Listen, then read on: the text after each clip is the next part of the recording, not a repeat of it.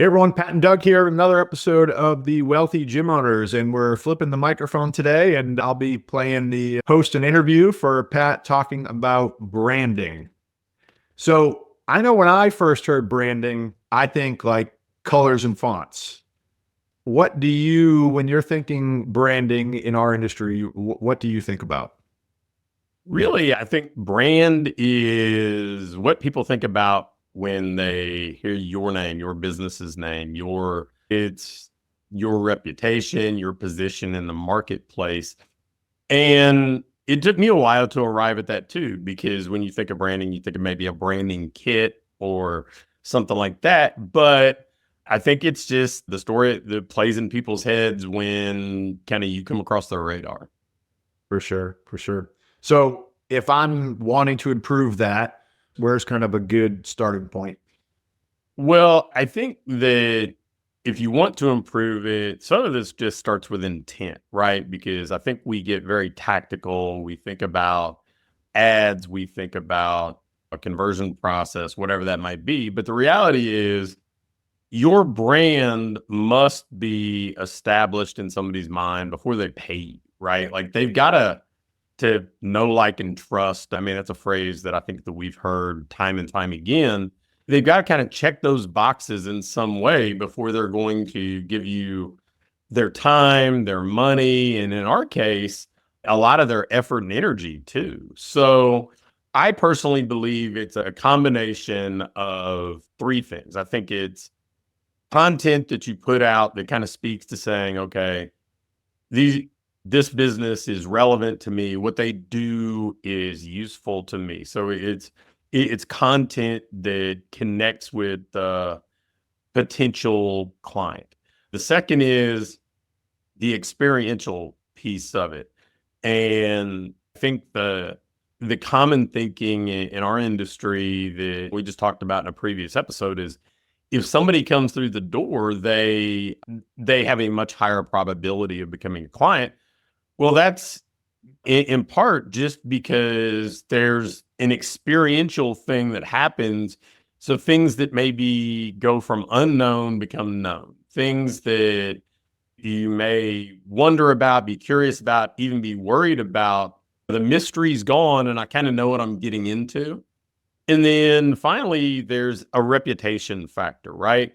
Because us as a business, now we may say all the right things, we may put the right foot forward, but consumers are smart. People are smart. They understand that if you are selling something, if you're running a business, then you've got an objective, right? Like you have something you're trying to accomplish. So all the things that you're saying and doing are in alignment with that. So if you tell me this is the right place and you can help me do A, B, and C, I may be a little bit skeptical, but the reputation kind of transcends that. It's what are other people saying about you, right?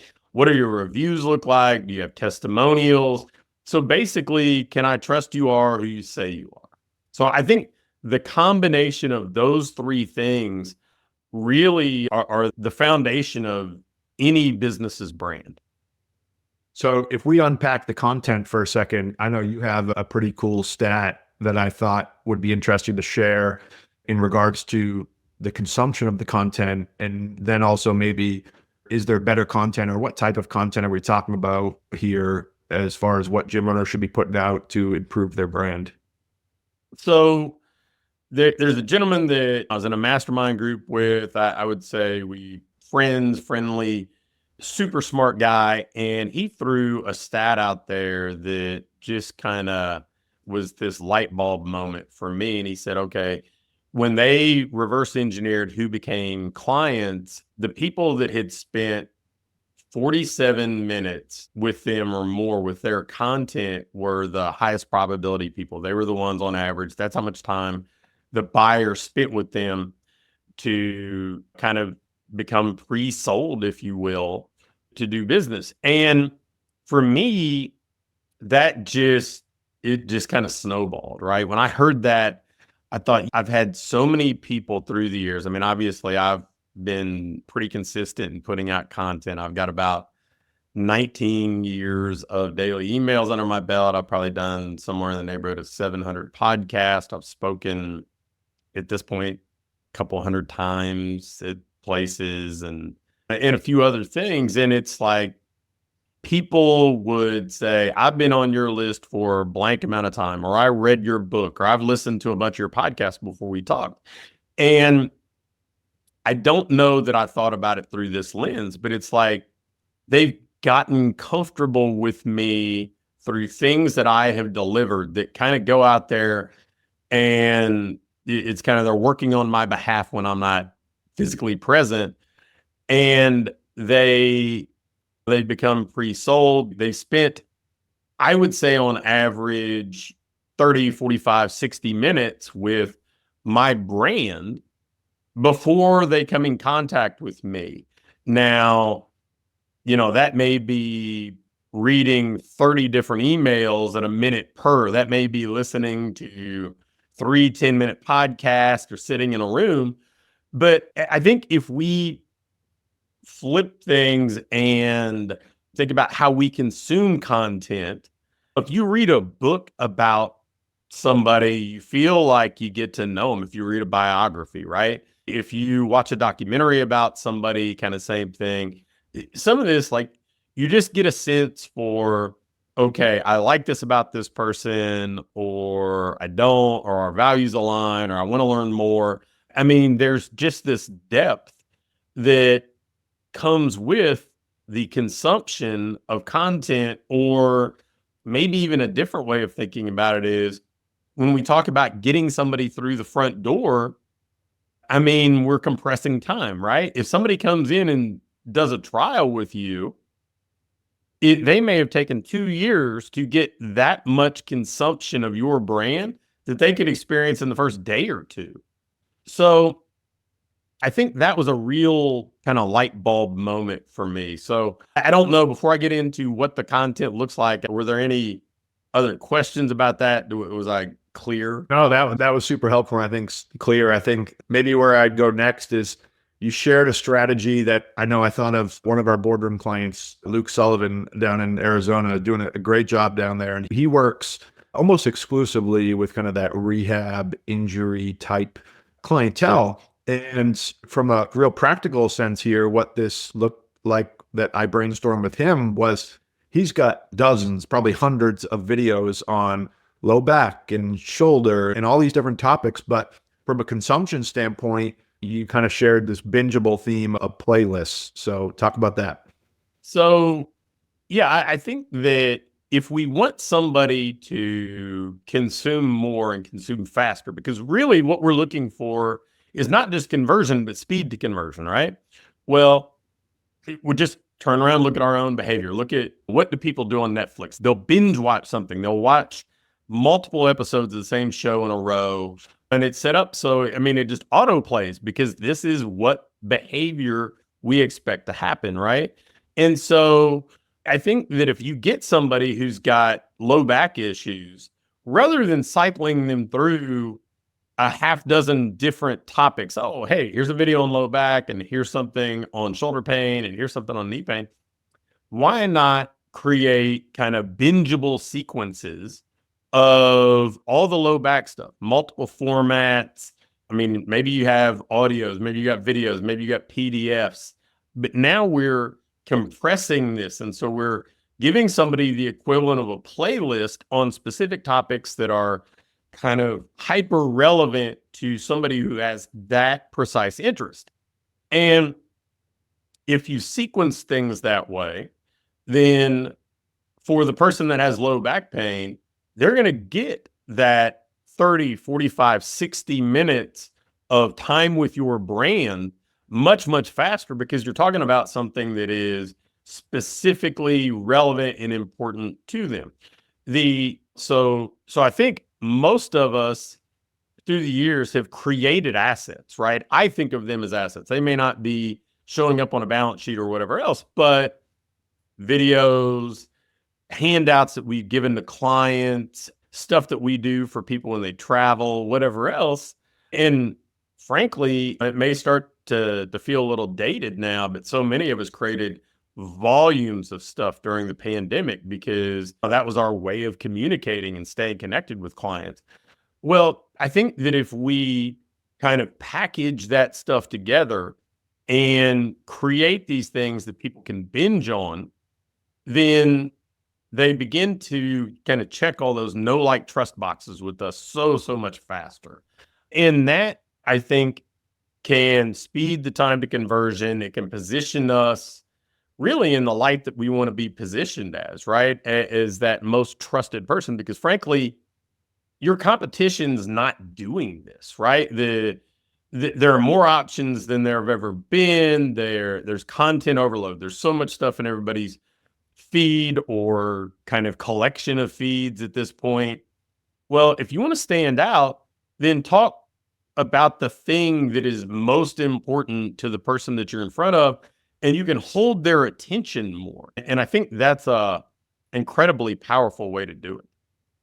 Yeah, holding somebody's attention this day and age is certainly a challenge, and I think that you just gave a great way to do that. So if we mention the know, like, and trust, so if we put out this content, they're starting to know us and like us, how do we get them engaged to actually get them in the door? Well, and again, I think that if we think about the intent, right, it's more time with brand, more time with us. So we incentivize them. I think that so often we make the person that we're talking to jump through all these hoops and take on what they perceive to be all the risk on their own. I think that if you give away content about low back pain, you could certainly incentivize somebody and say, hey, look, you know what? This is great information, and we do as much as we can knowing that a broad cross-section of people experiencing back pain are going to watch these videos. If you'd be interested in us kind of diving into your unique situation and talking to you about how you can customize these strategies specifically to the problems you're trying to solve, we can hop on a one-on-one call and kind of give you a game plan for putting this into action.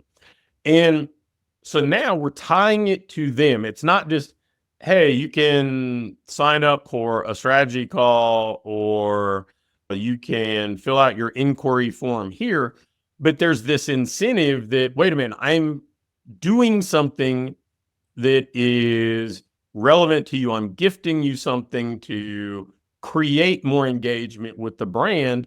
And the perk is I already know a little bit more about you, right? Because you're doing this because you're experiencing back pain. You're doing this because you're trying to solve a problem, because otherwise you probably wouldn't be bothering to get on the phone with me. So I think incentivized engagement, where we're giving away calls that help people solve problems. We are creating opportunities to do things for people and with people. I mean, you mentioned how, okay, we can do the back pain stuff, but I think one of the things that Luke Sullivan does too, that falls right into this, if you do kind of a pullback on it, is he does these workshops that are these active aging workshops. Well, that's time with brand, right? You know what you're talking about. You get to dive into my unique problem. There's not a lot of risk. You're not saying, hey, you know what, consume this ad and then sign up in perpetuity for my program. It's like, no, you're solving my problem, but I'm spending an hour with you. I've come to your facility. I'm immersed in this experience. So it's just another way to think about this incentive. I'm giving you an outcome. I'm giving you this assessment to tell you where you stand. There's a benefit to you. So I think that when we're trying to get people to engage more with us, to take the next step, we have to, for lack of a better way of putting it, kind of bribe them, right? Make sure they're hyper clear about there being some immediate gratification for them. I mean, Levi Mimmer, who is a rock star in our boardroom program and has been somebody I've got to watch for a decade just do incredible things, has like the simplest kind of incentive ever. people download a 7-day trial or a 14-day trial on his website. And if they activate it within the next week, he doubles it, right? So we're just incentivizing somebody to take the behaviors that we want them to take. Yeah, and I love this whole incentivize. It's something that when you first did this talk with our boardroom group, I know a lot of them kind of jumped on it. So certainly something for our listeners to chew on and think about. How can you incentivize the engagement? So if you're kind of building this out as a sequential, you have this binge-worthy content and you want to put this together in maybe more of a framework or a system. Are we sending text, calls, emails? How many? Kind of what does that framework look like from a high level? So I think the first thing you do is identify two, maybe 1, 2, 3 hot buttons. Pick the things that people come to you wanting most, wanting the problems they want to solve most, and pick the one that you think is the big rock, the big thing that's the problem that more of your prospects and clients face than anything else. And then you kind of stack together a sequence. And I would say at minimum about a week.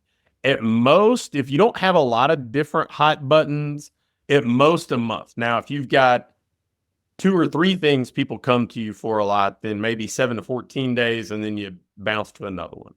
But if it's like, hey, people come to you for just body composition improvement, and that's pretty much it, then you probably go a month of just doing a deep dive, taking what I would call like your greatest hits and stacking them together. Alternate formats, because everybody's got different learning styles, different ways they prefer to consume content. Some people love video, right? Other people, they like to sit down and read something. So alternate formats, and then mix in asks. Mix in asks, but asks with incentives, right? Like mix in ways to get people to take that next step with you.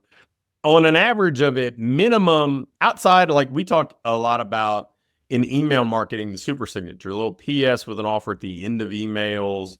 Mix in at least one standalone ask outside of super signatures for every week of bingeable content, one of these series, right?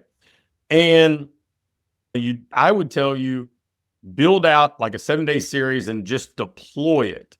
And then if it works, then we build it into the campaign that every new person that we connect with goes through this series the same way they would any kind of onboarding sequence where we're choreographing the experience we want everybody to have.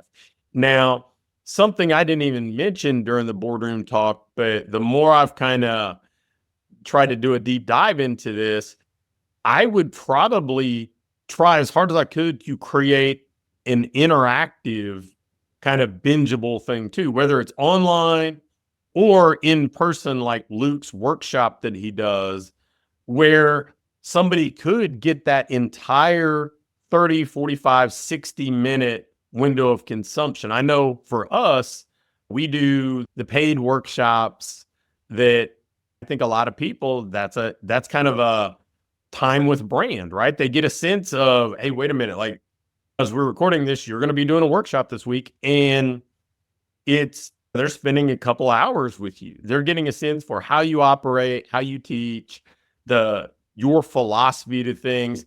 They're getting to know you pretty well in that and seeing if it's a fit. So I think I would probably somewhere maybe 7 days of what we would call like digital content, and then have some sort of interactive, experiential kind of branding opportunity for time with brand right after that. Yeah, that's awesome. I think it's just a fascinating way this is not what we default to think about with branding. So I love how you unpack this framework. Anything I missed? Anything else you want to unpack, or any last final nuggets here? Well, I think the really the kind of zooming out takeaway is if you're an independent business owner, this is a really powerful way to compete against there are people that you're going to see out there. I mean, Planet Fitnesses of the world are going to advertise during at Times Square at New Year's. People are going to have all these commercials. There's going to be people spending a lot of money to get an offer in front of people and create a brand awareness when we think about it, maybe in that more traditional, hey, I know the name, I know that they're making an offer. What they're not doing is this. What they're not doing is turning the tables and saying, look, your time with brand is 100% about how we can help you. And so it gives you a way to compete apples against oranges, which I think as an independent business owner, it's a game that you can consistently win, but you have to be okay playing a little bit different game than most of your competition plays. Yeah, for sure. Like you said, just the big chains maybe have bigger brands, but they're not doing this more kind of tactical approach, which I think is certainly a game changer. So hopefully this was helpful, and Pat and Doug with another episode of The Wealthy Gym Owners, and we'll see you on the next one.